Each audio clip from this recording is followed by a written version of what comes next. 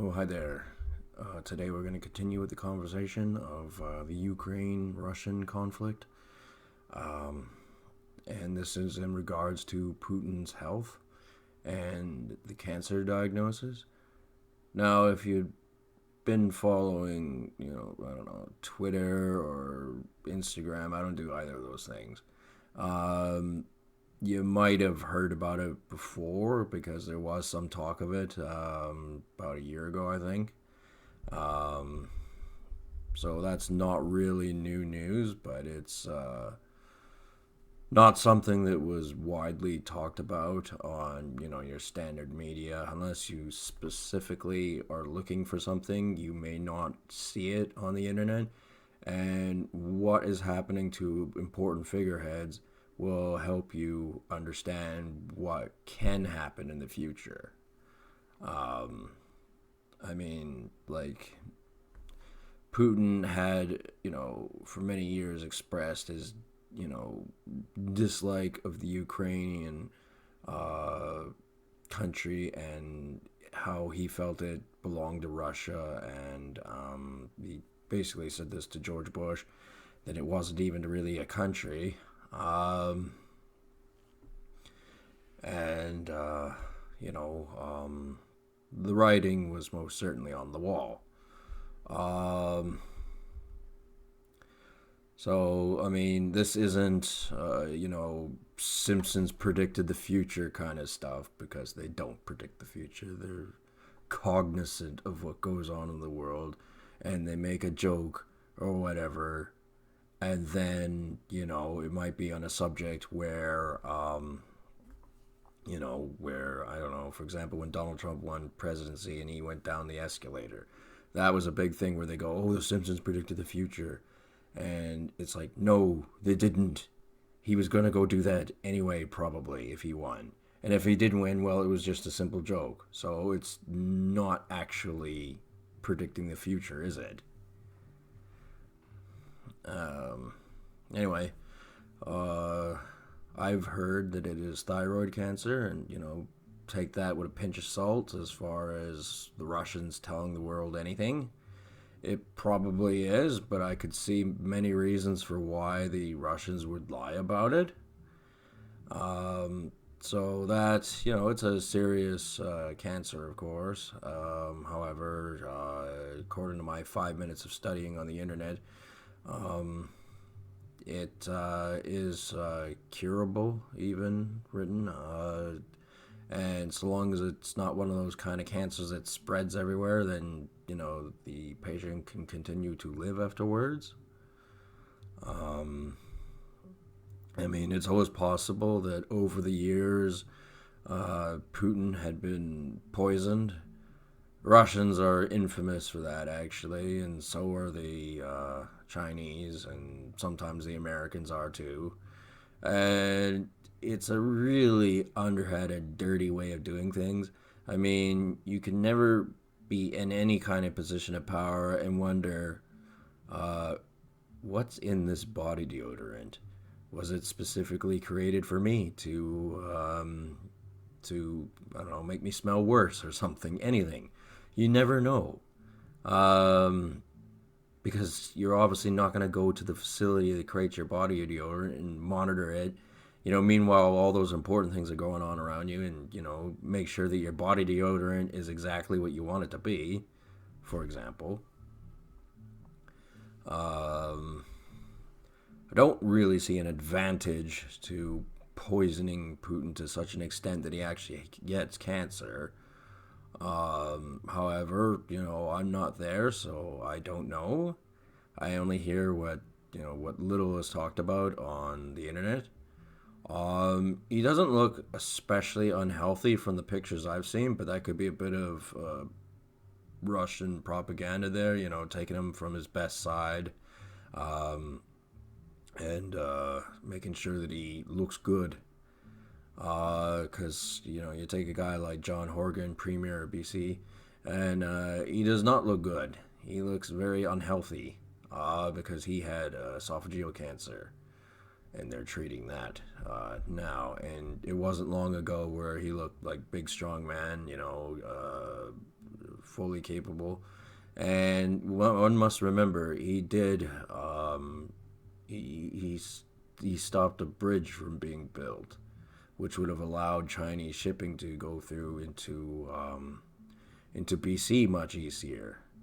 And that was minimum $10 billion project. And when you do something like that, you kind of piss people off. I mean, I'm full for it. I didn't like the idea of that bridge, especially as it was going to be a toll bridge. But, at the same time, somebody else didn't think that way.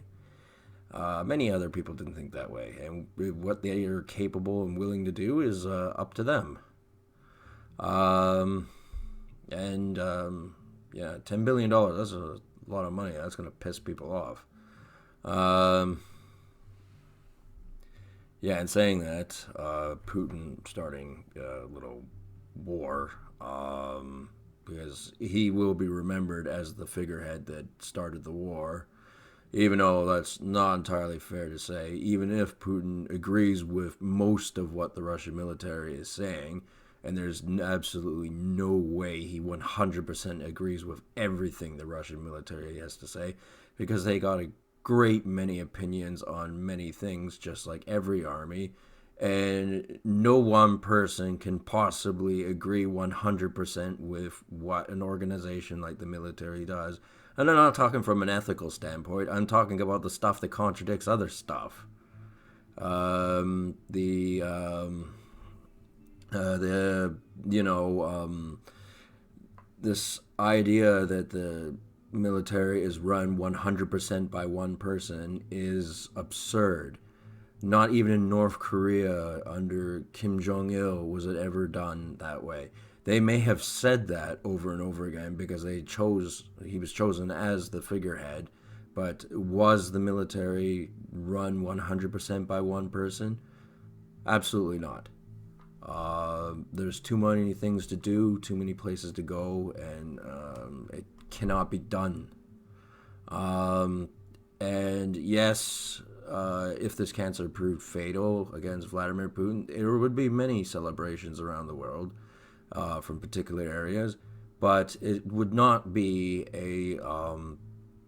I don't see this being as a positive. I don't see Putin perishing from cancer solving the Ukrainian-Russian conflict. In fact, it could make it worse. I don't see that it will actually change anything, in a positive manner. Um, it's difficult to say, but it might be better that Putin lives through this war and Russia diminishes in power anyway.